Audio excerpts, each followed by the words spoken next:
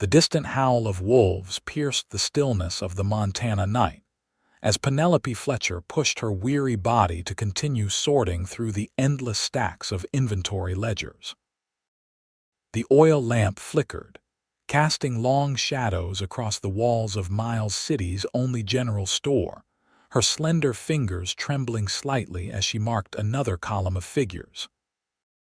She'd been working since dawn, just as she had every day for the past 3 months since her father's passing had left her the sole proprietor of Fletcher's general store. Just a few more pages, Penelope murmured to herself, brushing a strand of copper hair from her damp forehead. The summer of 1878 had brought a merciless heat wave to Miles City, Montana, making the already challenging work nearly unbearable. At 22, Penelope had inherited not only the store but the mountain of debt her father had accrued before his sudden death. The bank was breathing down her neck, threatening foreclosure if she couldn't make the payments. A violent cough suddenly racked her body, and she pressed her handkerchief to her lips. When she pulled it away, a small crimson stain marred the white fabric. She'd been ignoring the signs for days: the persistent cough, the fatigue that seemed to seep into her bones, the heat that flushed her skin even in the cool morning hours. There simply wasn't time to be sick, not when the store's future hung by such a fragile thread. The bell above the door jangled, startling her. The store had closed hours ago. "We're closed," she called out, her voice raspier than she'd expected. "Pardon the intrusion, Miss Fletcher," came a deep voice she recognized instantly, "but you forgot to lock the door again." Owen Quincy stood in the doorway, his tall frame silhouetted against the darkness outside. The moonlight caught in his sandy brown hair, and his usually stern face wore an expression of concern. At 28, he was Miles City's most respected cattle rancher, with land stretching for miles outside of town. He'd been a friend of her father's, and since the funeral, he'd made a point to check on her from time to time. "Mr. Quincy," Penelope acknowledged, attempting to straighten her posture and hide her fatigue, "I was just finishing up some bookkeeping." He approached the counter, his spurs jingling softly against the wooden floor. "At midnight. The books will still be here tomorrow, Miss Fletcher." "There's too much to do and not enough hours in the day to do it," she replied, turning her attention back to the ledger. Owen leaned against the counter, studying her with those penetrating blue eyes. "You're running yourself ragged, Miss Fletcher. I promised your father I'd look out for you, and I don't think he'd be too pleased to see you working yourself to death." "I'm perfectly fine," she insisted, even as another cough threatened to escape her lips. She swallowed it down painfully. "You don't look fine," Owen remarked bluntly. "You're pale as a ghost, except for those fever spots on your cheeks." Penelope waved away his concern. "It's just the heat. Now, if you don't mind, I really need to finish." The room suddenly tilted at an alarming angle. Penelope grabbed the edge of the counter to steady herself, but her knees buckled beneath her. The last thing she remembered before darkness claimed her was the feeling of strong arms catching her before she hit the floor. Owen reacted instinctively when he saw Penelope sway on her feet. He lunged forward, catching her just as her eyes rolled back and she collapsed. Her body was alarmingly hot against his, and even in the dim lamplight, he could see the unhealthy flush that colored her cheeks. "Miss Fletcher, Penelope," he called, lightly tapping her face. When she didn't respond, concern spiked through him. He pressed his palm to her forehead and cursed under his breath. She was burning up with fever.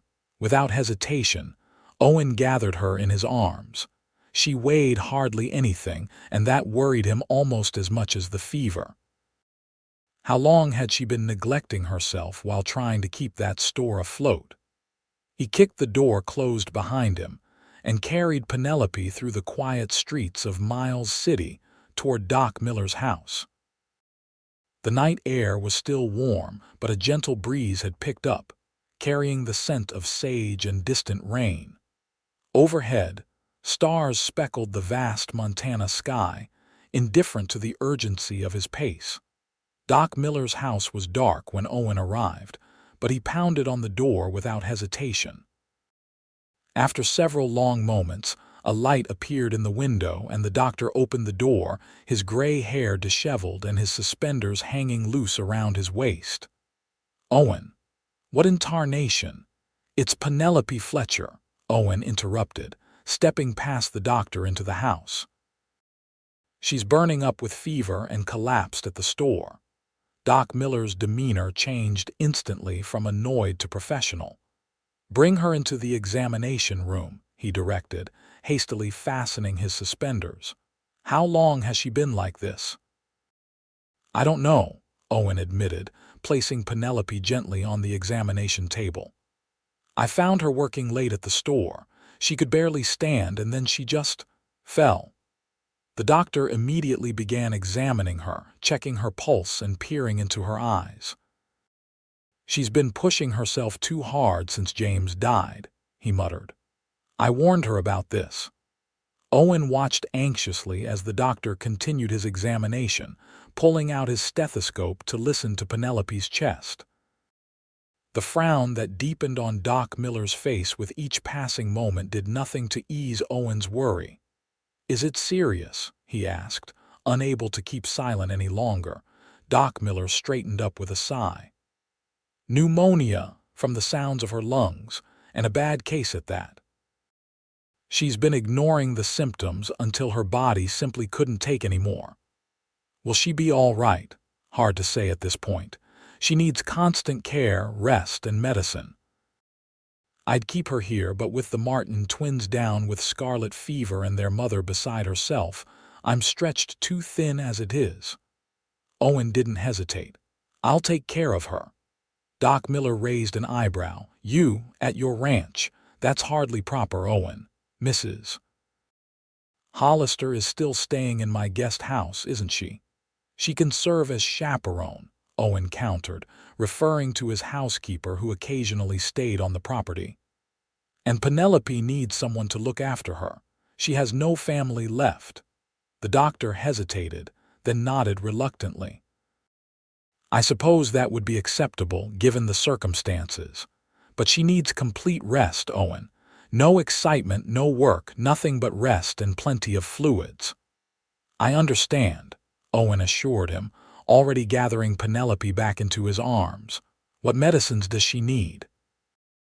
As Doc Miller gathered various tonics and powders, explaining the dosages and schedules, Owen looked down at the unconscious woman in his arms. Her breathing was shallow, her face flushed with fever, but even in this state, there was something about Penelope Fletcher that stirred something in him. Perhaps it was the way she had shouldered her burdens without complaint, or the fierce determination she showed in trying to save her father's legacy. Or maybe it was simply the vulnerability she displayed now, so different from her usual stubborn independence. Whatever it was, Owen knew with absolute certainty that he would do whatever it took to see her well again. Dawn was breaking by the time Owen's wagon approached his ranch, 6 miles outside of Miles City. The sprawling main house sat atop a gentle rise, with the smaller buildings bunkhouse, barn, guest house, and stables clustered nearby. The first rays of sunlight caught the weathered wood of the structures, giving them a golden hue against the backdrop of endless prairie and distant mountains. Penelope hadn't regained consciousness during the journey, but her breathing seemed a little easier now. Owen had wrapped her in blankets despite the summer heat, as Doc Miller had warned that she might experience chills as the fever progressed. As the wagon pulled up to the house, Mrs. Hollister appeared on the porch, her plump figure silhouetted against the morning light. The older woman's eyes widened when she saw the bundle in Owen's arms. "Merciful heavens, what's happened?" she exclaimed, hurrying down the steps as fast as her arthritis-stricken knees would allow. "It's Penelope Fletcher," Owen explained, carefully lifting Penelope from the wagon. "She's fallen ill with pneumonia. Doc Miller says she needs rest and care, and I offered to bring her here since she has no one else." Mrs. Hollister's expression softened immediately. "Poor dear. James's girl, isn't she? I heard she's been working herself to the bone trying to keep that store open." "Apparently to the point of collapse," Owen confirmed grimly. "Can you prepare the blue bedroom for her? It gets the best light in the mornings but stays cool in the afternoon." Of course," Mrs. Hollister said, already turning back toward the house. "I'll put on some water to boil too. A good herb tea will help break that fever." As Owen carried Penelope up the steps and into his home, he couldn't help but reflect on how strange it felt to have her there. In the 3 years he'd owned the ranch, no woman except Mrs. Hollister had crossed the threshold. After the disaster of his brief engagement in Boston 5 years ago, Owen had sworn off any entanglements that might distract him from building his ranch into the success it had become. Yet here he was, carrying an unconscious Penelope Fletcher into his home, feeling an odd sense of rightness about it that he couldn't explain. The blue bedroom, as Owen called it, was the second largest bedroom in the house, with large windows facing east and south. Mrs. Hollister had quickly turned down the bed covers and was now plumping the pillows as Owen entered with his burden. "Lay her down gently now," the housekeeper instructed. "Poor thing is burning up.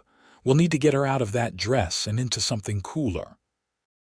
Owen carefully placed Penelope on the bed, suddenly acutely aware of the impropriety of the situation. "I'll leave that to you," he said, stepping back. "Doc Miller gave me medicines she's to take. I'll fetch them from the wagon." Mrs. Hollister nodded, already unfastening the top buttons of Penelope's high-necked dress. "Bring up some cool water from the well, too. We'll need to bathe her face and arms to help bring down the fever." By the time Owen returned with the medicines and water, Mrs. Hollister had changed Penelope into one of his own cotton shirts, which hung loosely on her smaller frame. The housekeeper had also loosened Penelope's hair from its tight bun, allowing the copper waves to spread across the pillow. "She's a pretty little thing, isn't she, Mrs. Hollister remarked, taking the water bucket from Owen. "Hard to tell with her always so stern-faced in that store, hair pulled back tight enough to give anyone a headache." Owen hadn't given much thought to Penelope's appearance before, but looking at her now, he had to agree with his housekeeper's assessment. Without the severe hairstyle and the perpetual worried frown, Penelope Fletcher was indeed beautiful, with delicate features and a scattering of freckles across her nose that he'd never noticed before. "Will she be all right here with you while I see to the morning chores?" Owen asked, forcing his thoughts in a more appropriate direction. "The men will be wondering where I've been all night." "Go on," Mrs. Hollister shooed him away. "I raised 6 children and nursed them through every illness known to man. Miss Fletcher is in good hands." Owen nodded, giving Penelope one last concerned glance before heading out to the bunkhouse to explain the situation to his ranch hands. For 3 days, Penelope's fever raged unabated. Owen found himself neglecting his duties around the ranch, instead spending hours by her bedside, helping Mrs. Hollister bathe her burning forehead with cool cloths and coaxing spoonfuls of broth and medicine between her cracked lips.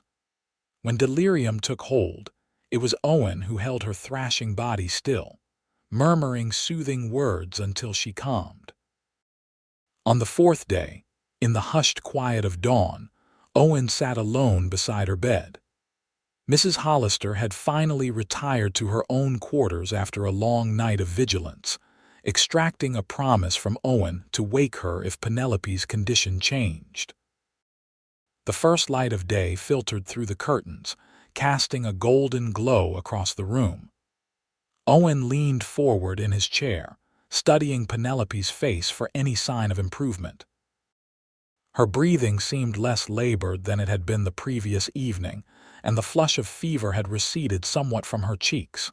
As he watched, her eyelids fluttered and then slowly opened. For a moment, she stared at the ceiling, confusion evident in her gaze. Then her eyes shifted, finding Owen, and he saw recognition dawning. "Mr. Quincy?" Her voice was barely a whisper, rough from days of coughing and disuse. Relief flooded through him. "Welcome back, Miss Fletcher," he said softly, resisting the urge to take her hand. "You've had us quite worried." Penelope's brow furrowed as she tried to process her surroundings. "Where am I? What happened?" "You're at my ranch," Owen explained. "You collapsed at the store 4 nights ago. Doc Miller diagnosed pneumonia and said you needed rest and care."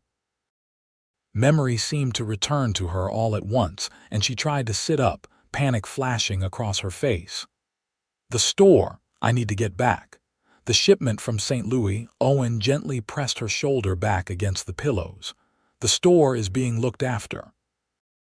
Jim Harris and his wife have opened it each day, and Mrs. Harris is keeping the books in order."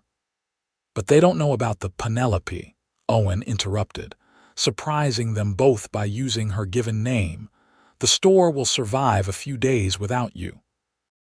You, on the other hand, nearly didn't survive your dedication to it." She subsided against the pillows, though he could see the worry still etched on her face. "I can't afford to lose any business," she said softly. "The bank will get its money," Owen assured her. "But first, you need to recover your strength." Doc Miller was quite clear that another setback could be serious. Penelope must have seen something in his expression that conveyed the gravity of her condition, because she didn't argue further.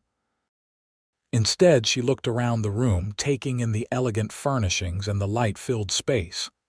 "This is your home?" she asked. Owen nodded. "The blue bedroom. I thought you'd be comfortable here." A slight flush that had nothing to do with fever colored her cheeks.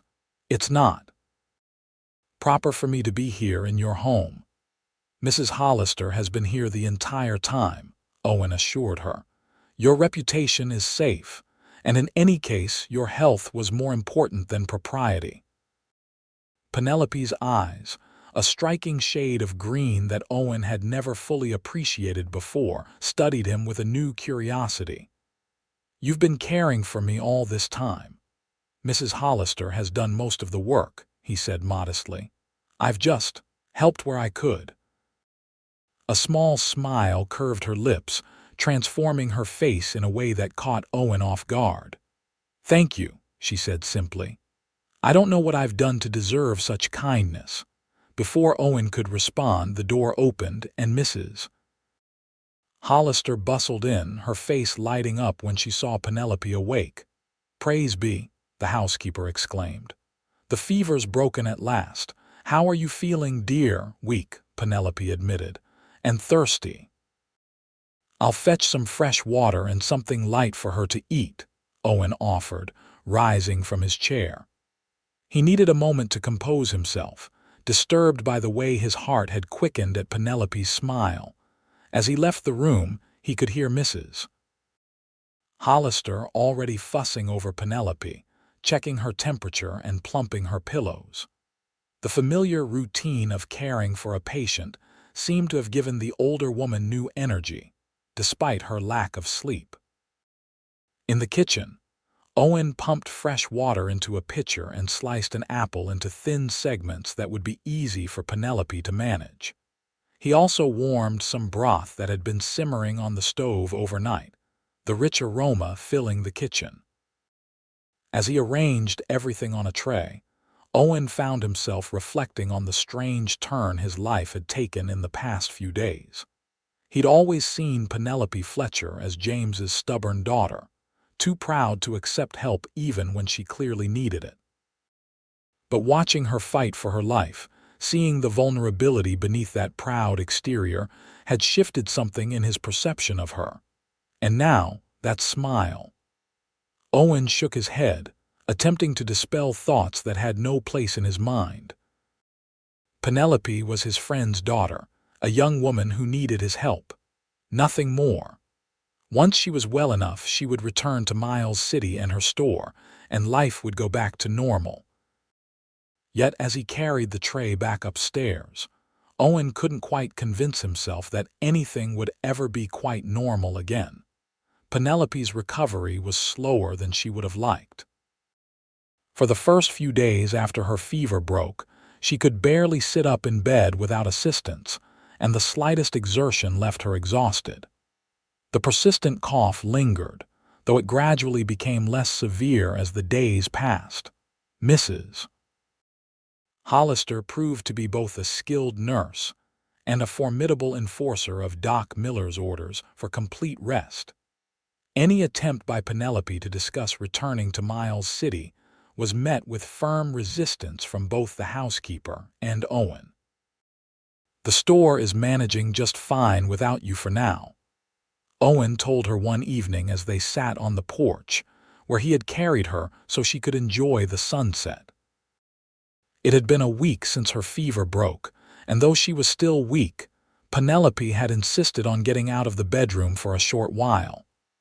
"You can't know that," she argued, though without her usual fire. "The summer inventory needs to be completed, and the order for winter goods needs to be placed by the end of the month." Owen leaned back in his chair, watching the golden light of sunset bathe the rolling grasslands of his ranch. "Jim Harris sent word yesterday that he's found your inventory lists and is working through them. He says to tell you that everything is in order and not to worry." Penelope sighed, adjusting the shawl around her shoulders despite the warmth of the evening. "It's not that I don't appreciate their help or yours. It's just, that store is all I have left of my father. I can't bear the thought of losing it." Something in her voice made Owen turn to look at her. For once, the stubborn determination was absent from her expression, replaced by a vulnerability that touched him deeply. Without thinking, he reached over and covered her hand with his own. "You won't lose it," he said quietly. "I promise you that." Penelope glanced down at their hands, then up at his face, surprise evident in her eyes. For a moment, they simply looked at each other, something unspoken passing between them in the golden light of sunset. The moment was broken by Mrs. Hollister calling from inside the house, announcing that dinner was ready. Owen withdrew his hand, suddenly aware of the impropriety of the gesture. "We should go in," he said, standing and offering Penelope his arm for support. "Mrs. Hollister will have my hide if I let you catch a chill out here." Penelope accepted his arm, and if she leaned on him a bit more than was strictly necessary as they walked back into the house, neither of them mentioned it. Dinner that evening was a quiet affair, with Mrs. Hollister doing most of the talking as she shared local gossip and stories from her youth. Penelope ate more than she had since arriving at the ranch, which Owen took as a promising sign of her recovery. After the meal, Mrs. Hollister insisted on helping Penelope back to her room, leaving Owen alone with his thoughts. He found himself standing by the window in his study, looking out at the darkening landscape, his mind filled with confusing emotions he hadn't experienced in years. Penelope Fletcher was unlike any woman he'd ever known. Even weakened by illness, there was a strength in her that commanded respect. He'd seen her struggling with accepting help, her fierce independence battling with her practical recognition that she needed to recover.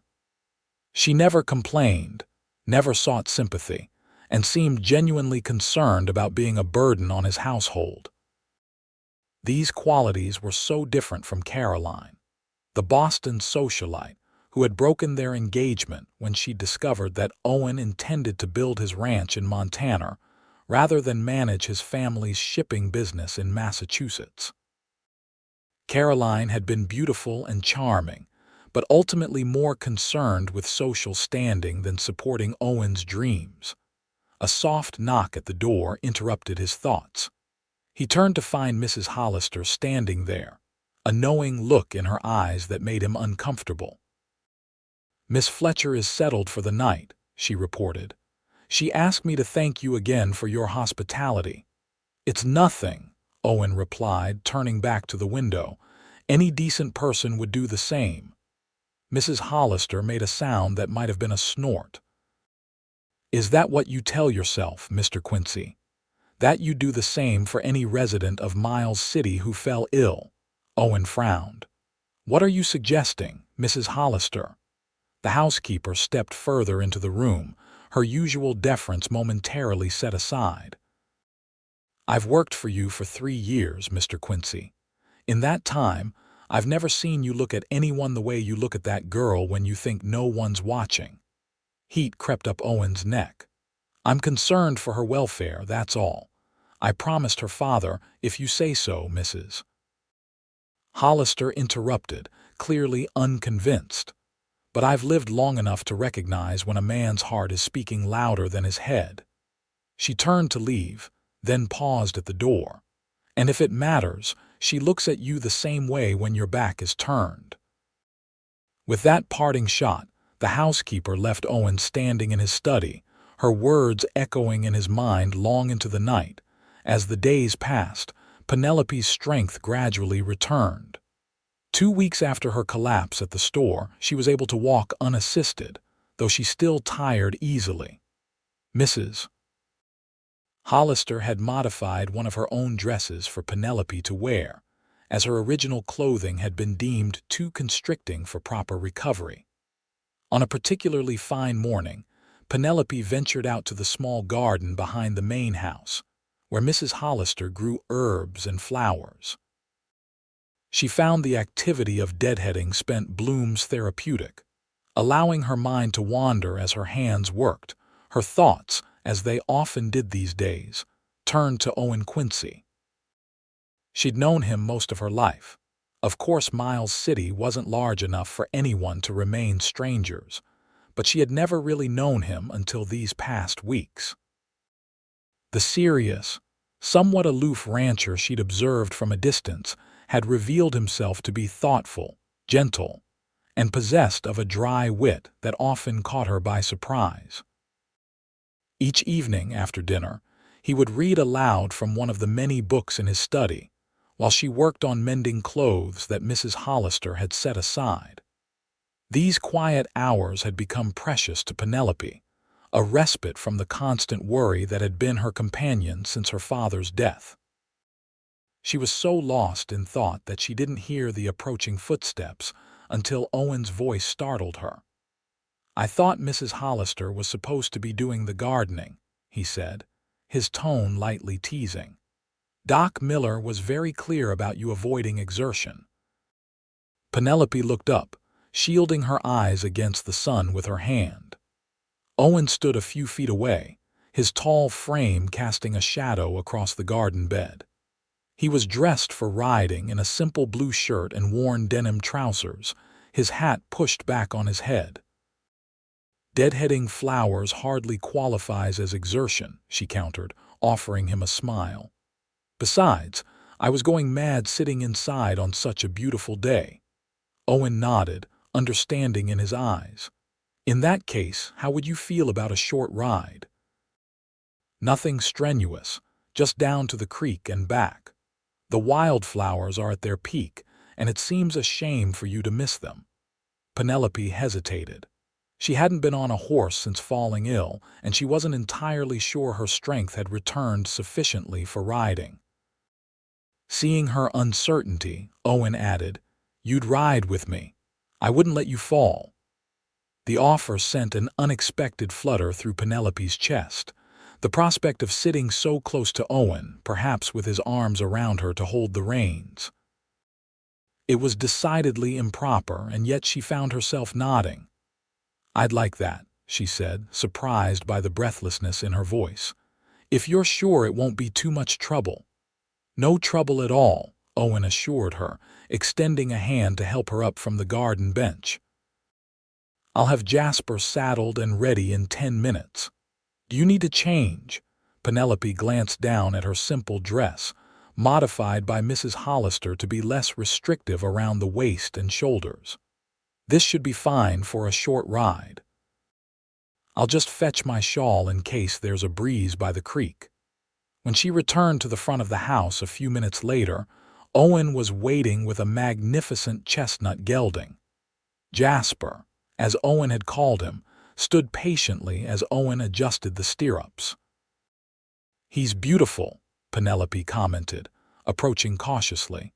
She'd never been entirely comfortable around horses, having grown up in town rather than on a ranch.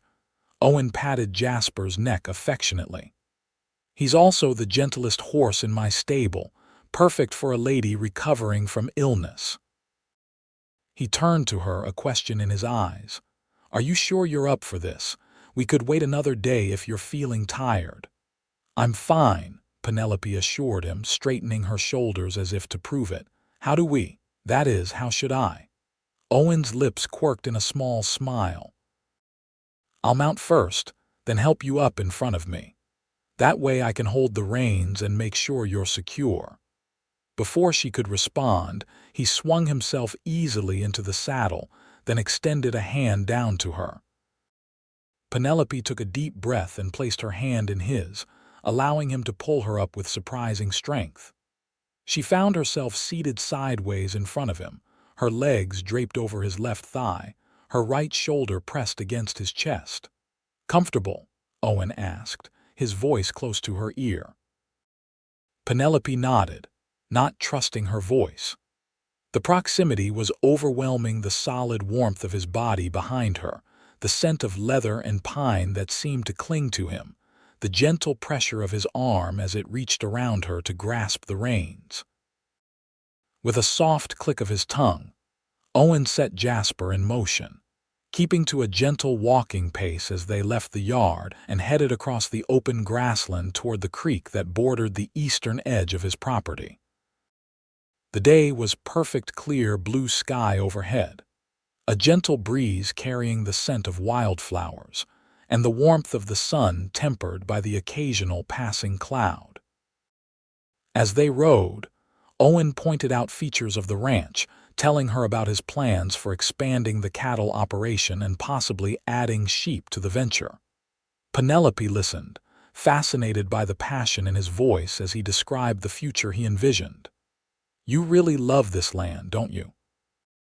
she observed as they paused atop a small rise that offered a panoramic view of the ranch and the distant mountains beyond.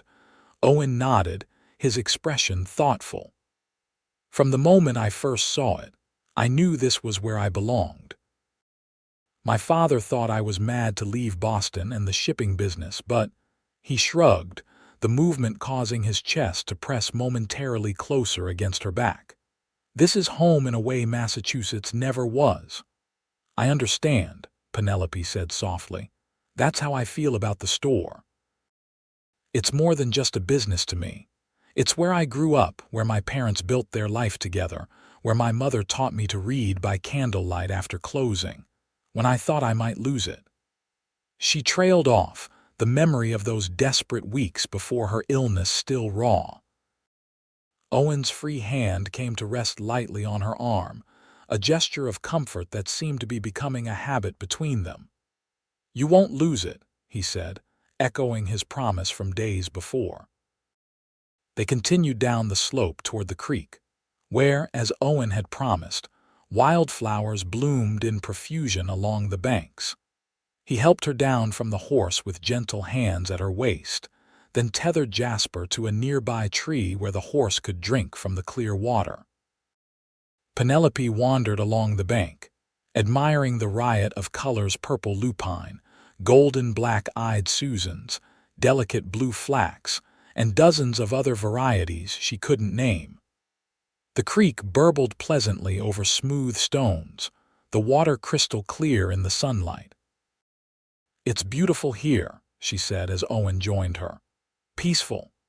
"It is," he agreed, bending to pick a particularly vibrant bloom of Indian paintbrush. He offered it to her with a slightly self-conscious smile. "Not quite as elegant as a store-bought bouquet, but Penelope accepted the wildflower, their fingers brushing in the exchange. "I prefer wildflowers," she said truthfully. "They have a certain honesty about them that hothouse blooms lack." Owen's eyes held hers for a moment, something unspoken passing between them. Then he glanced away, clearing his throat. "We should head back soon. I don't want to overtire you on your first outing." Penelope nodded, though part of her wished they could stay longer in this peaceful spot, away from the complications of the real world. As Owen helped her back onto Jasper, she found herself leaning into his strength more than was strictly necessary, savoring the closeness that the ride afforded them. The return journey seemed shorter somehow, and all too soon they were back at the main house, where Mrs. Hollister waited on the porch with a concerned expression. "I was beginning to worry," the housekeeper said as Owen lifted Penelope down from the saddle. "You've been gone nearly 2 hours." "I'm sorry to have worried you," Penelope apologized. "The creek was so lovely, I'm afraid we lost track of time." Mrs. Hollister's expression softened at the healthy color in Penelope's cheeks and the brightness in her eyes. "Well, no harm done, I suppose, but you should rest now, Miss Fletcher. Too much excitement in one day isn't wise." As Owen led Jasper away toward the stables, Penelope followed Mrs. Hollister into the house, her mind still at the creek, replaying the moment Owen had handed her the wildflower and the look in his eyes as their fingers had touched. That evening, as they sat in Owen's study after dinner, there was a new awareness between them, a tension that hadn't been there before. Owen read as usual, his deep voice bringing to life the adventures of Robinson Crusoe. But Penelope found herself watching his face rather than focusing on her mending. She noted the way his brow furrowed slightly when the narrative grew intense, the subtle lift at the corner of his mouth during humorous passages, the strong line of his jaw as the lamplight cast shadows across his features. How had she never noticed before how handsome he was? When Owen glanced up from the book and caught her staring, Penelope quickly looked down at her sewing, heat rising in her cheeks. But not before she saw the flash of something in his eyes, a recognition, perhaps, that whatever was happening between them was not entirely one-sided. Mrs. Hollister, sitting in her usual chair by the fire and apparently absorbed in her knitting, missed none of this silent exchange. The knowing smile that briefly crossed her face went unnoticed by both Owen and Penelope, each two absorbed in their own tumultuous thoughts. Later that night, lying in the blue bedroom that had become her sanctuary, Penelope stared at the ceiling, her mind racing. She'd come to Owen's ranch as an invalid, someone to be cared for and nursed back to health. But somewhere along the way, something had changed. The gratitude she'd felt toward him had deepened into admiration. And now she wasn't sure what she felt, only that the thought of returning to Miles City and resuming her solitary life at the store filled her with an unexpected sadness. But what alternative was there? Owen had been kind, extraordinarily so, but she had no reason to believe his actions stemmed from anything other than a sense of obligation to her father's memory. Once she was fully recovered, she would return to town, and their lives would continue on their separate paths. The thought brought an ache to her chest that had nothing to do with her recovering lungs, and Penelope turned her face into the pillow, surprised to find tears wetting her cheeks. 3 days later, Doc Miller arrived at the ranch to check on Penelope's progress. After a thorough examination, he pronounced her well on the road to recovery, though he cautioned against returning to her previous work schedule too quickly. "Your lungs have taken quite a beating, Miss Fletcher," he explained as they sat in the parlor, Owen and Mrs. Hollister hovering nearby. "They need time to heal completely. I would recommend at least another week of rest before you even think about returning to Miles City." Penelope nodded, having expected this verdict. Though she was much stronger now, able to walk around the ranch house and grounds without assistance, she still tired easily and occasionally suffered from coughing fits that left her breathless. "And when she does return to town," Owen asked from his position by the window, "what limitations should she observe?" Doc Miller stroked his beard thoughtfully. "Half days at the store for the first week, I'd say. No heavy lifting, plenty of rest. And someone should check on her regularly to ensure she's not pushing herself too hard again." "I'll see to it," Owen said firmly, his gaze meeting Penelope's across the room. "Jim Harris and his wife have been managing well enough, from what I hear. They can continue to help until Miss Fletcher is fully recovered." After the doctor left, promising to return in a week for another examination, Penelope found herself alone with Owen in the parlor, Mrs. Hollister having excused herself to prepare lunch.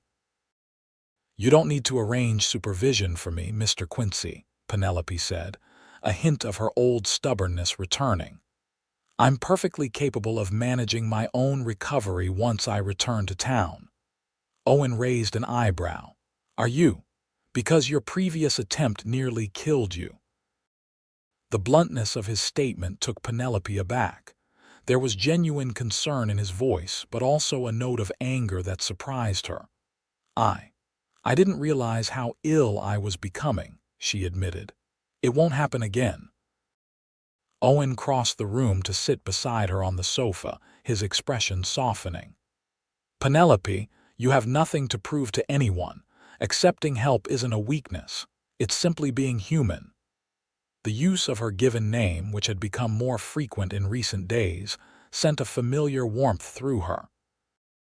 "I know that intellectually," she said, "but my whole life I've had to be strong. After my mother died, I became the woman of the house at 15. My father relied on me to help with the store, to keep our home, to be the strength he needed to continue after losing her. And then when he died—" She trailed off, emotion threatening to overwhelm her.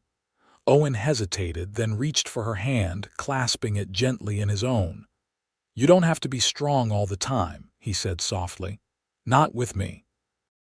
The simple statement, delivered with such quiet sincerity, broke something open inside Penelope. Tears welled in her eyes, and for once, she didn't try to fight them back. Owen said nothing more, simply holding her hand as she finally allowed herself to grieve for her father, for the burden she had carried alone, for the fear and uncertainty that had been her constant companions these past months. When the tears finally subsided, Penelope became acutely aware of Owen's thumb gently stroking the back of her hand, a soothing gesture he seemed unaware of making. She looked up to find him watching her with an expression she couldn't quite decipher: concern, certainly, but something else too, something that made her breath catch. "Better?" he asked quietly. Penelope nodded, reluctantly withdrawing her hand from his. "Thank you," she said, dabbing at her eyes with her handkerchief. "I'm not usually so emotional." "Perhaps you should be more often," Owen suggested. "Keeping everything bottled inside isn't good for anyone." Before Penelope could respond, Mrs. Hollister appeared in the doorway, announcing that lunch was ready. The moment between them passed, but the memory of Owen's hand holding hers, of the understanding in his eyes as she'd finally allowed herself to break down, lingered in Penelope's mind throughout the meal and into the afternoon. That night, a summer thunderstorm swept across the prairie, bringing with it howling winds and sheets of rain that lashed against the windows of the ranch house. Penelope, always uneasy during storms, found herself wide awake at midnight, listening to the crash of thunder and watching flashes of lightning illuminate her room in stark white bursts. A particularly violent thunderclap sent her scrambling out of bed, wrapping a shawl around her nightgown-clad shoulders. She knew it was childish to be frightened of storms at her age, but since a terrifying incident during her childhood when lightning had struck a tree outside her bedroom window. She had never been able to sleep through them. Penelope lit a lamp and made her way downstairs, thinking to make herself a cup of tea in the kitchen to calm her nerves. She was surprised to find a light already burning in the study, the door slightly ajar. Curious, she approached, peering through the gap to see Owen seated at his desk, a ledger open before him. He must have sensed her presence, for he looked up suddenly, his expression clearing from concentration to surprise when he saw her. "Penelope, is everything all right?" She pushed the door open a bit wider, suddenly self-conscious in her nightclothes, though the shawl covered her adequately. "I'm sorry to disturb you. I couldn't sleep with the storm, so I thought I'd make some tea." Owen rose from his desk, gesturing for her to enter. "I've already got the kettle on. Storms keep me awake, too." Grateful for the company, Penelope stepped into the study. A fire burned low in the grate, casting a warm glow over the room. Owen's desk was littered with papers and ledgers, evidence of the ranch business that kept him occupied during the day. "Working late?" she asked, indicating the ledgers. Owen nodded, moving to the small side table where a kettle steamed gently on a spirit lamp. "End-of-month accounting." Not my favorite task, but necessary. As he prepared 2 cups of tea, Penelope wandered around the study, examining the bookshelves that lined the walls. Owen's collection was extensive and eclectic classic literature, alongside practical manuals on cattle breeding and agricultural techniques, poetry next to books on economics. "You have quite a library," she commented, accepting the cup of tea he offered. "I wouldn't have expected." She trailed off, realizing how the statement might sound. Owen smiled slightly, no offense taken. "You wouldn't have expected a rough cattle rancher to be a reader." Penelope felt heat rise in her cheeks. "I didn't mean it's all right," Owen assured her. "Most people are surprised." "My mother was a great believer in education. She insisted I attend Harvard despite my father's opinion that university was unnecessary for someone entering the shipping business. I developed a love of books there that's never left me." "Harvard?" Penelope was genuinely surprised. "I had no idea you were university educated." Owen gestured for her to take a seat in one of the leather armchairs by the fire, taking the other for himself. "There's a lot about me most people in Miles City don't know," he said, his voice thoughtful. "I prefer it that way generally. It's simpler." "But lonely," Penelope observed, the words out before she could consider them. The look Owen gave her was penetrating, as if he were really seeing her for the first time. "Yes," he admitted after a moment. "Sometimes it is." A crash of thunder made Penelope jump, nearly spilling her tea. Owen leaned forward, concern evident in his expression. "Are you afraid of storms?" Penelope nodded, embarrassed. "Since I was a child. Lightning struck a tree outside my window during a storm when I was 8. The sound was. I thought the world was ending." "Perfectly reasonable fear," Owen said, his tone matter-of-fact rather than condescending. "Nature at its most violent can be terrifying." They fell into conversation then, the storm temporarily forgotten as they discussed books they'd read, places they'd like to visit, dreams they'd harbored as children. Owen spoke of his years at Harvard and his decision to leave Boston against his family's wishes. Penelope shared memories of her mother, a gentle woman who had loved poetry and flowers, and whose early death had left a void in their family that was never quite filled.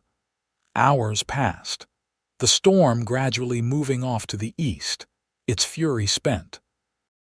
Neither of them noticed its passing, too engrossed in their conversation, in the discovery of shared interests and complementary perspectives. It wasn't until Mrs. Hollister appeared in the doorway, wrapped in a voluminous dressing gown and wearing an expression of mingled concern and disapproval, that they realized the impropriety of their situation. "It's nearly 4 in the morning," the housekeeper informed them, her tone carefully neutral. "I heard voices and thought there might be trouble." Penelope stood quickly, clutching her shawl more tightly around her shoulders. "I couldn't sleep because of the storm," she explained. "Mr. Quincy was kind enough to keep me company, Mrs." Hollister's gaze traveled between them, taking in the empty teacups and the comfortable closeness of their chairs by the fire. Whatever she thought of finding them alone together at such an hour, she kept to herself, merely nodding. "Well, the storm's past now, and you both should get some rest," she said firmly. "Especially you, Miss Fletcher. Your recovery depends on proper sleep." As Penelope followed Mrs. Hollister from the study, she glanced back at Owen, finding him watching her with an expression that sent a flutter through her chest. He smiled slightly, inclining his head in a small bow. "Good night, Miss Fletcher," he said softly. "Pleasant dreams." The week passed quickly, a pattern establishing itself in the days. Mornings were spent with Penelope helping Mrs. Hollister in the kitchen or garden, her strength returning more each day. Afternoons often found her riding with Owen, exploring different parts of his vast property, sometimes stopping to picnic by the creek or atop a hill with a particularly spectacular view. Evenings were for reading and conversation in the study, the three of them forming a comfortable domestic tableau that began to feel, to Penelope at least, like a family of sorts. She found herself looking forward to these quiet hours, to the sound of Owen's voice as he read, to the occasional debates they would have about the characters or themes in the books, and sometimes, when Mrs. Hollister dozed off in her chair, they would talk in low voices about more personal matters, hopes, fears, regrets. Penelope learned about Owen's broken engagement to a Boston socialite who couldn't imagine life on a Montana ranch. Owen heard about Penelope's brief courtship with the son of a traveling merchant, ended when the young man's family moved to California. With each passing day, the connection between them deepened, a gradual shift from friendship to something more profound. Neither spoke of it directly, but it was evident in the lingering glances, the casual touches that seemed to occur more frequently, the way they gravitated toward each other in any room. On the day before Doc Miller was due to return for his follow-up examination, Owen proposed another ride, this time to a spot he described only as somewhere special. Intrigued, Penelope readily agreed, and after an early lunch they set out on horseback, Penelope now riding her own mount, a gentle mare named Daisy that Owen had selected specifically for her. They rode for nearly an hour, following a trail that wound through stands of pine and aspen, before emerging onto a high plateau overlooking a valley. The view was breathtaking: mountains in the distance, the sinuous line of a river winding through the valley floor, and all around them, the vast openness of the Montana sky. "This is beautiful," Penelope breathed, reining Daisy to a stop beside Owen's Jasper. "I've never seen anything like it." Owen dismounted, then moved to help Penelope from her saddle. His hands lingered at her waist a moment longer than necessary once her feet were on the ground, and Penelope found herself reluctant to step away from his touch. "I come here when I need to think," Owen said, leading her to a flat boulder near the edge of the plateau. "Or when I need to remember why I chose this life." They sat side by side on the sun-warmed stone, the horses grazing contentedly nearby. A comfortable silence stretched between them as they absorbed the panoramic view, the only sounds the whisper of the breeze and the occasional call of a hawk circling overhead. Finally, Owen spoke, his voice unusually hesitant. Doc Miller will likely clear you to return to Miles City tomorrow." Penelope nodded, a strange hollowness forming in her chest at the thought. "Yes, I expect so. I'm feeling much stronger now. You'll need to be careful," Owen cautioned. "No returning to those 18-hour days at the store." "I promise to be sensible," Penelope assured him. "I've learned my lesson about pushing myself too hard." Another silence fell, this one less comfortable, laden with things unsaid. Penelope found herself wishing desperately that Owen would ask her to stay, knowing at the same time how impossible that would be. She had the store to run, responsibilities in Miles City, and Owen. Owen had been kind, extraordinarily so, but she had no claim on him beyond friendship. "Penelope," Owen began, then stopped, seeming to search for words. "These past weeks, having you at the ranch, I've never—" He trailed off, frustration evident in his expression. Penelope waited, hardly daring to breathe, her heart hammering in her chest. Owen turned to face her, his blue eyes intense. "I'm not good with words, not when it matters most," he said. "But I need you to know that the thought of you returning to Miles City, of things going back to the way they were before, is unbearable to me." Penelope's breath caught. "Owen, please, let me finish," he interrupted gently. "I know this is sudden, and perhaps improper given the circumstances of your stay at the ranch, but these weeks with you have shown me what my life could be, what I've been missing without even knowing it." He reached for her hand, clasping it between both of his. "I'm not asking for any declarations from you now. I know you need to return to the store, to your life in town, but I'm asking if you would consider, if you might allow me to call on you properly once you're settled back in Miles City." The relief and joy that flooded through Penelope was so intense that for a moment she couldn't speak. When she finally found her voice, it was hardly more than a whisper. "I would like that very much." The smile that transformed Owen's face was like sunrise breaking over the mountains, gradual, then brilliant. Without releasing her hand, he reached with his other to gently cup her cheek, his thumb brushing lightly over her skin. "May I?" he began, his gaze dropping briefly to her lips.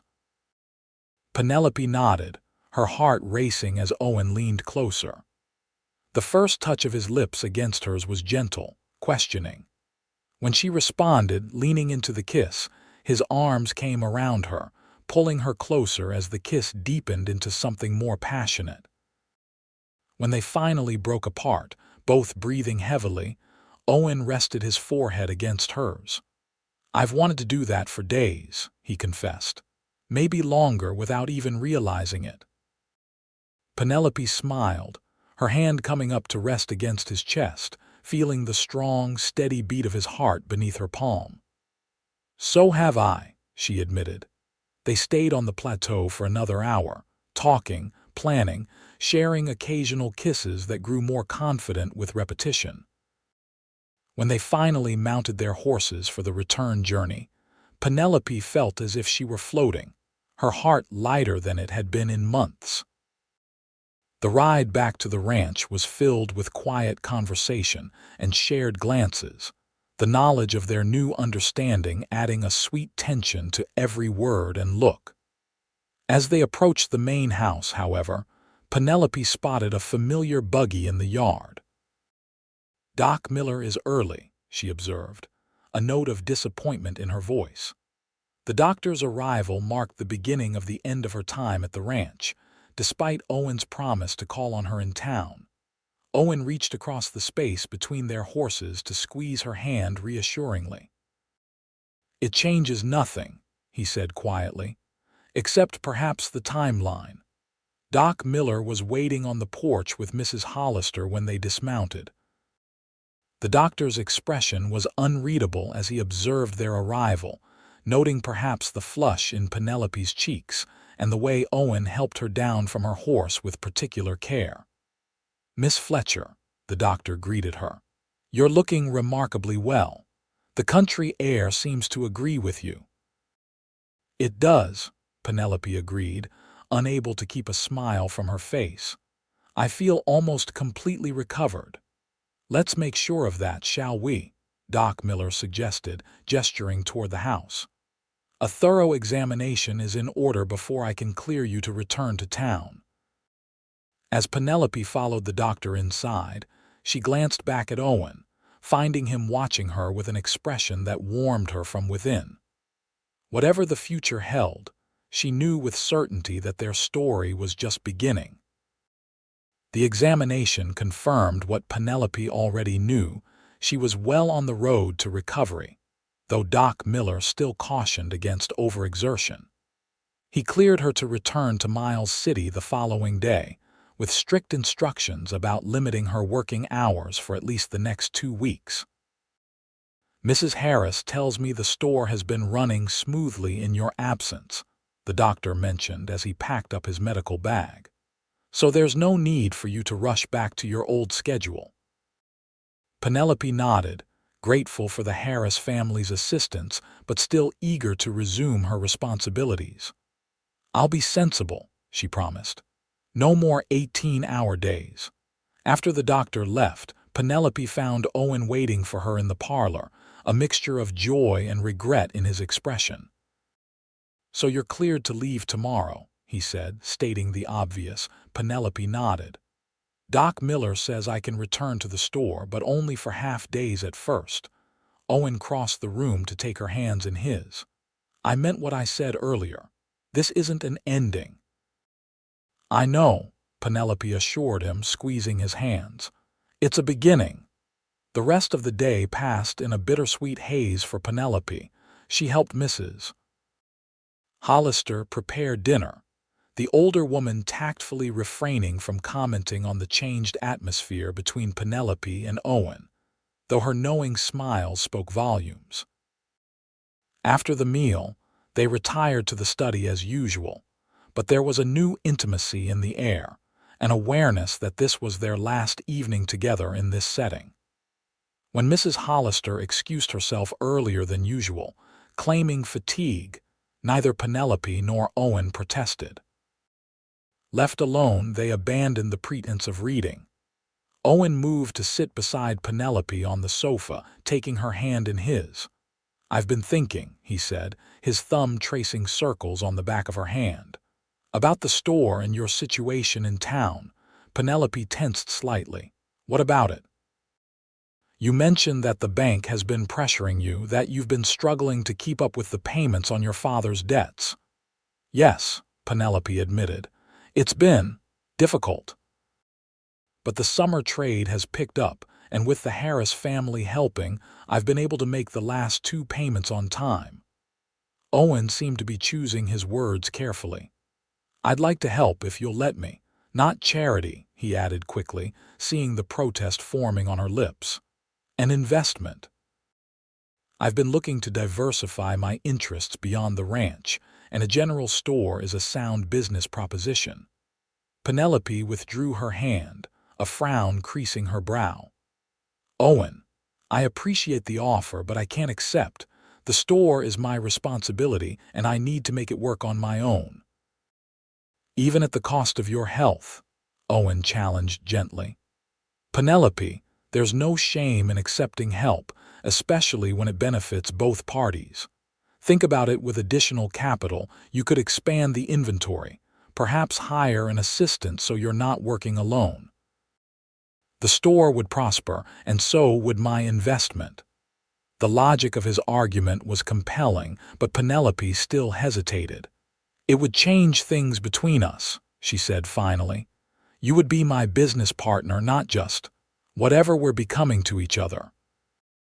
Owen smiled, reaching for her hand again.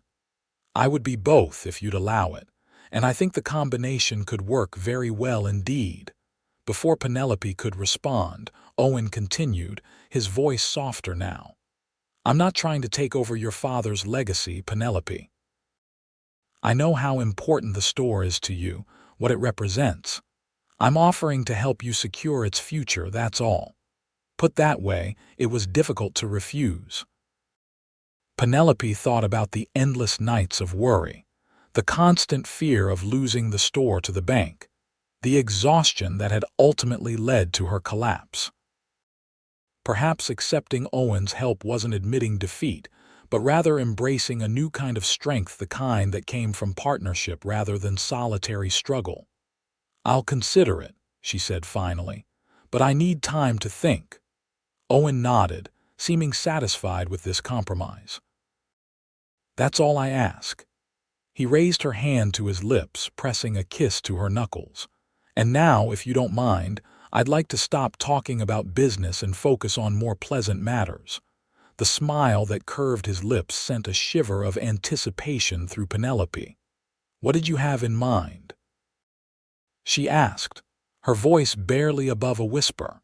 In answer, Owen leaned forward, capturing her lips in a kiss that quickly deepened into something more passionate than any they had shared on the plateau.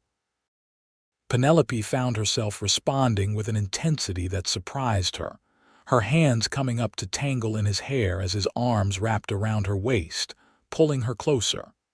When they finally broke apart, both breathing heavily, Owen pressed his forehead against hers.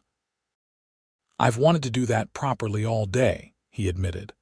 "I'm glad you waited until we were alone," Penelope replied, her voice unsteady.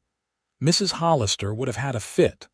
Owen chuckled, the sound reverberating through his chest where Penelope's hand rested. "Mrs. Hollister has been dropping hints about you for weeks. I think she'd have been delighted."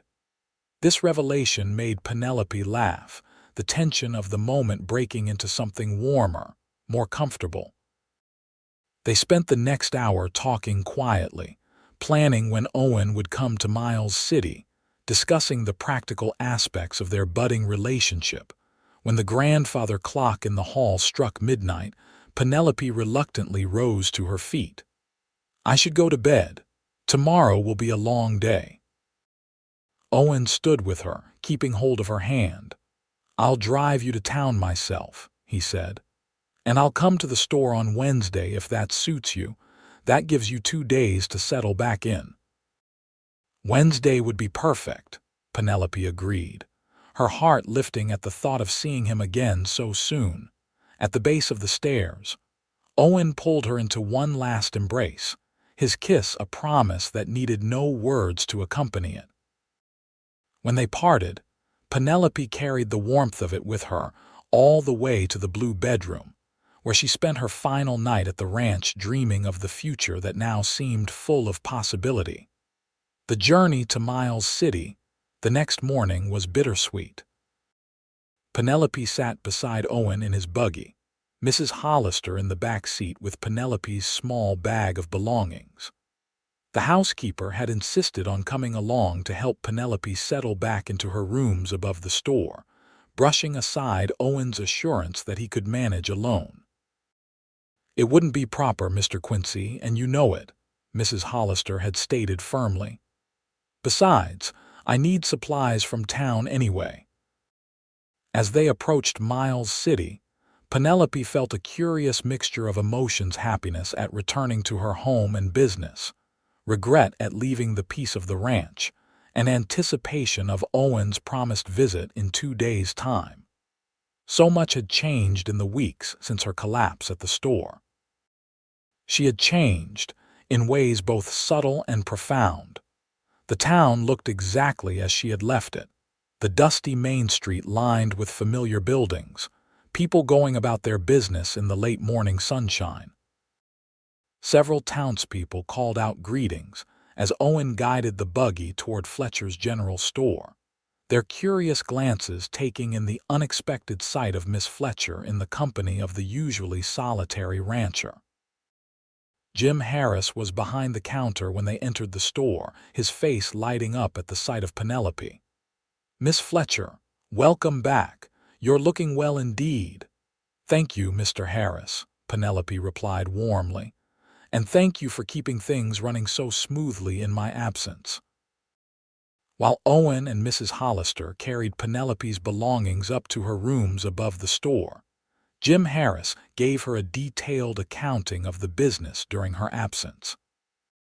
To her surprise and delight, Not only had the store remained profitable, but several improvements had been implemented: a new display arrangement that showcased higher-margin goods, a reorganized stockroom that made inventory checks more efficient, and a ledger system that simplified the bookkeeping. "Mrs. Harris has quite a head for figures," Jim explained, showing Penelope the new ledgers. "She thought you might find this method easier to maintain." Penelope was genuinely touched by the care the Harris family had taken with her business. "I don't know how to thank you both," she said. Jim waved away her gratitude. "It was our pleasure. Your father was always good to us and, well, the town needs this store, Miss Fletcher. We were happy to help keep it going." When Owen and Mrs. Hollister returned from upstairs, there was a moment of awkwardness as Jim Harris looked between Owen and Penelope, clearly sensing that something had changed in their relationship. With tact born of years in customer service, he excused himself to help another patron, giving them a moment of privacy near the back of the store. "Everything's settled upstairs," Owen said, his voice low. "Mrs. Hollister has aired out the rooms and brought in some fresh flowers." "Thank you," Penelope said, suddenly finding it difficult to meet his eyes. The transition from the intimacy they had shared at the ranch to this more public setting was jarring. Owen seemed to sense her discomfort. "It will take some adjustment," he acknowledged, "for both of us." "But I meant what I said, Penelope. I'll be here on Wednesday." The certainty in his voice steadied her. "I'll be waiting," she promised. After a few more minutes of conversation, Owen and Mrs. Hollister took their leave, the housekeeper embracing Penelope warmly and extracting a promise that she would take care of herself. Owen's goodbye was more restrained, mindful of the curious eyes watching from the street, but the look he gave her spoke volumes. As the buggy pulled away, Penelope felt a momentary pang of loss, quickly replaced by determination. She had a store to run, a business to rebuild, and now, a future to look forward to that was brighter than any she had imagined before her illness. The next 2 days passed in a blur of activity. Penelope, mindful of Doc Miller's instructions, limited herself to the morning hours at the store, using the afternoons to rest in her rooms above. Mrs. Harris continued to help with the bookkeeping, and her husband managed the heavy lifting that Penelope was still prohibited from attempting. Word spread quickly through Miles City that Miss Fletcher was back, and many customers stopped by as much to welcome her return as to make purchases. Several commented on how well she looked, noting a glow about her that hadn't been there before her illness. "Country air must agree with you, Mrs. Patterson," the milliner's wife observed. "Perhaps you should consider more frequent visits to Mr. Quincy's ranch." The knowing tone in the woman's voice made Penelope blush, confirming the suspicions that were already circulating through town. Miles City was small enough that little went unnoticed, and Owen's personal involvement in her care had not escaped comment. By Wednesday morning, Penelope found herself watching the clock with increasing frequency, her heart quickening each time the bell above the door announced a new customer. When Owen finally appeared at precisely 11 o'clock, exactly when he had said he would arrive, she was arranging a display of canned goods with hands that trembled slightly in anticipation. "Good morning, Miss Fletcher," he greeted her formally, though his eyes conveyed a warmth that was anything but formal. "I trust you're settling back in well." "Very well, thank you, Mr. Quincy," she replied, equally formal but unable to suppress a smile. "Would you care to inspect the new inventory system? Mr. and Mrs. Harris have implemented some remarkable improvements." It was a transparent excuse to move to the back room where they might have a moment of privacy, but Owen played along, following her through the store with an appropriate expression of interest. Once they were out of sight of the customers browsing the front displays, his demeanor changed instantly. "I've missed you," he said without preamble, taking her hands in his. "The ranch feels empty without you there." Penelope squeezed his hands, her heart full. "I've missed you too. It's strange being back here, almost as if the time at the ranch was a dream." "Not a dream," Owen assured her, raising one hand to brush a strand of hair from her face. "Very real and just the beginning." They spent a few precious moments alone, Owen telling her about the ranch and Penelope sharing news of the store. When they returned to the main floor, Mrs. Harris gave them a knowing smile but made no comment, tactfully occupying herself with a customer at the far end of the store. Owen stayed for an hour, ostensibly reviewing the store's accounts with an eye toward his potential investment, but primarily, Penelope suspected, simply to be near her. When he finally took his leave, it was with a promise to return on Saturday, when he invited her to join him for dinner at the Miles City Hotel, their first proper outing as a couple. The next few weeks established a pattern that quickly became the talk of Miles City. Owen rode into town twice weekly, spending time at the store and taking Penelope for meals at the hotel, or walks along the river when weather permitted. On Sundays, he would arrive with his buggy to escort her to church, his attention to her causing a stir among the congregation that Penelope found both embarrassing and secretly thrilling. By the end of the month, Doc Miller had cleared Penelope for full days at the store, though he still cautioned against overexertion. With the Harris family continuing to assist part-time, and with the implementation of the more efficient systems they had introduced, Penelope found that the store ran more smoothly than it ever had under her father's management. She had also, after careful consideration, accepted Owen's offer of investment. The terms they agreed upon were fair to both parties.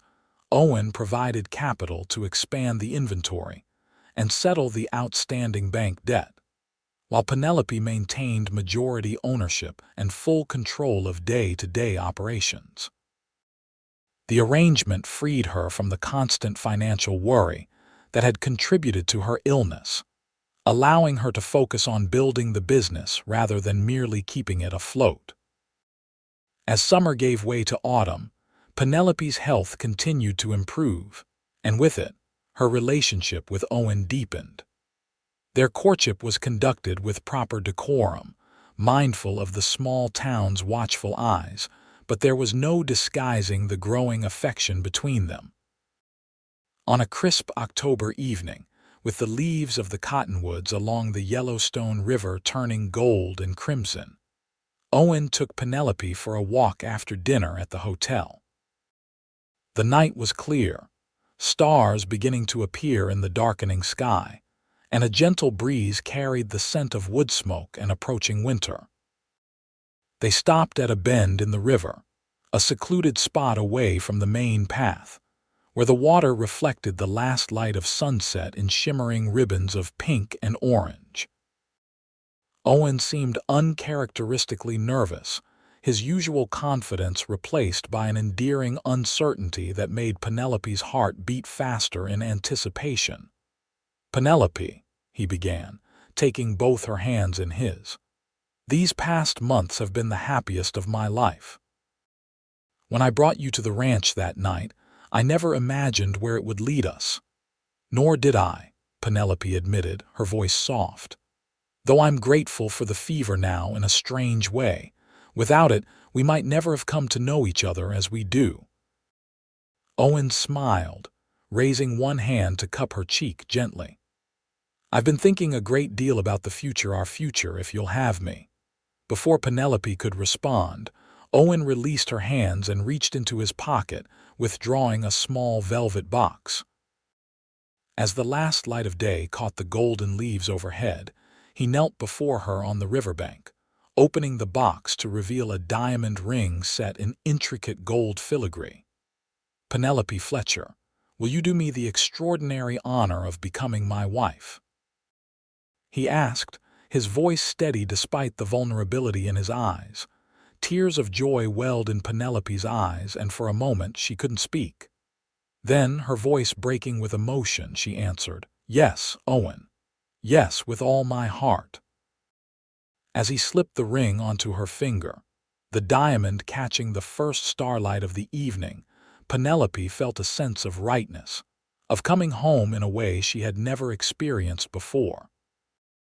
When Owen rose to his feet and gathered her in his arms, his kiss was a promise, a beginning, a future unfolding before them like the endless Montana sky.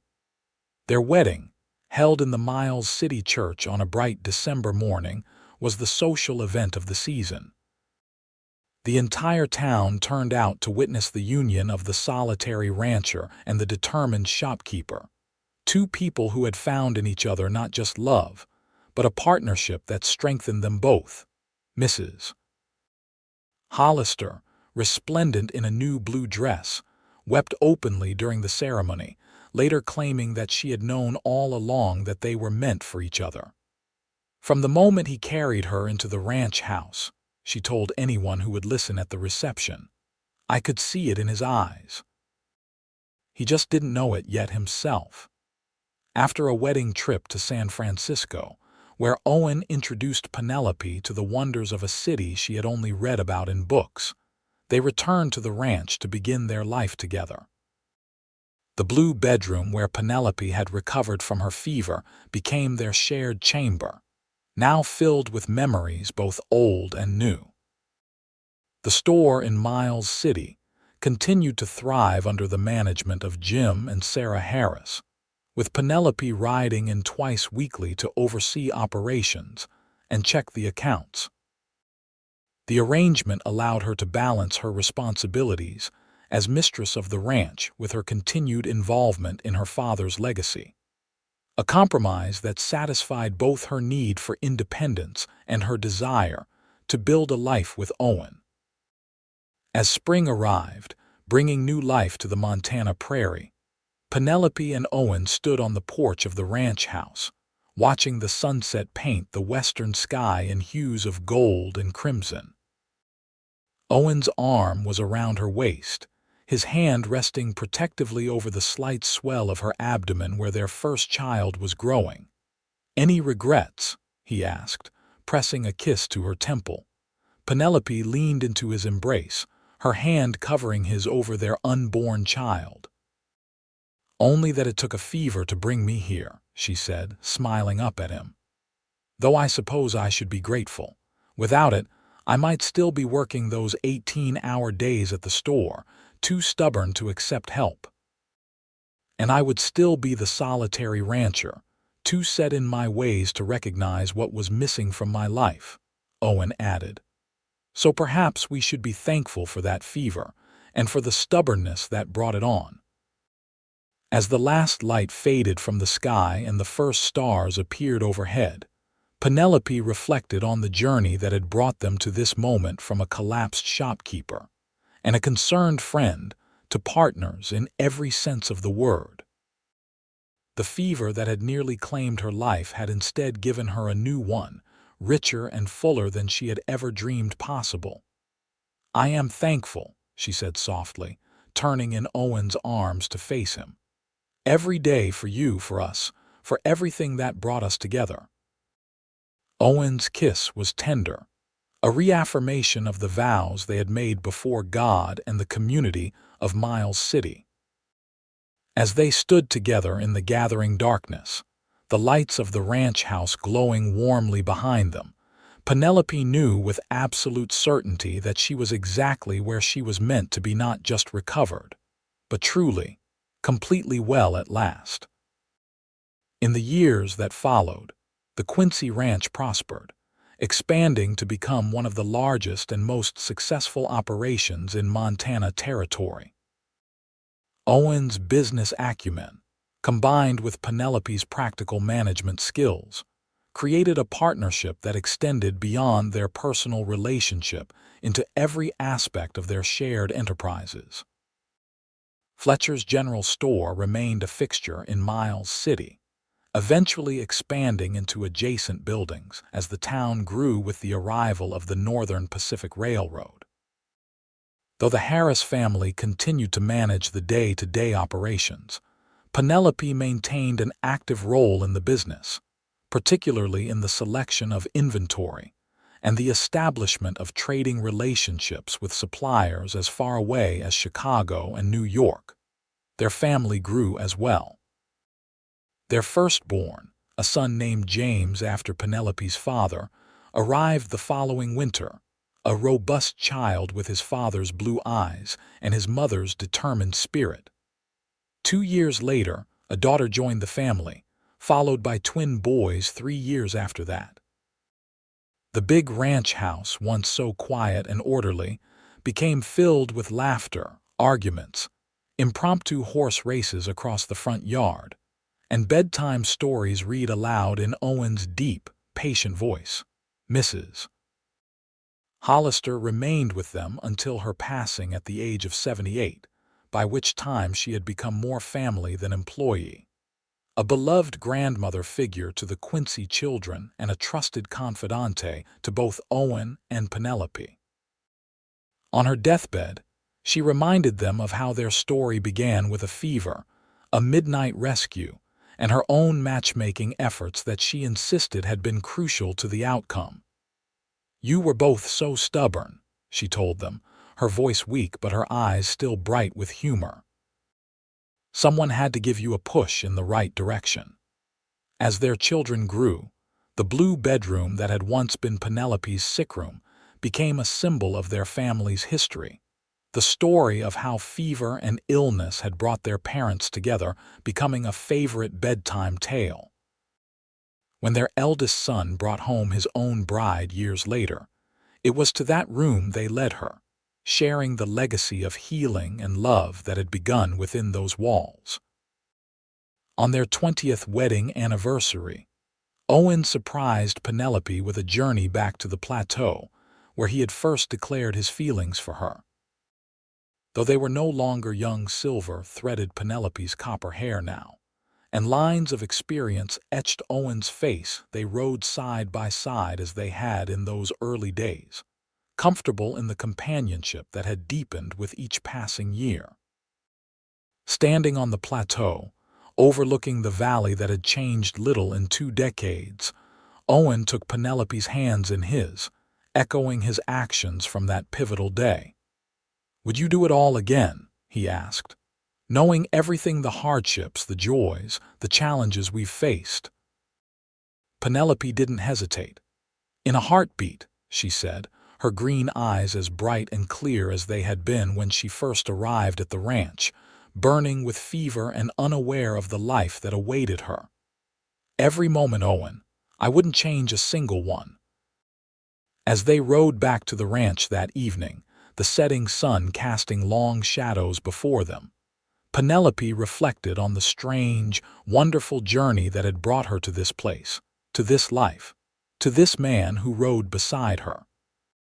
From the exhausted shopkeeper who had collapsed at her counter, to the confident woman she had become, wife, mother, business partner, respected member of the community, the transformation seemed almost miraculous.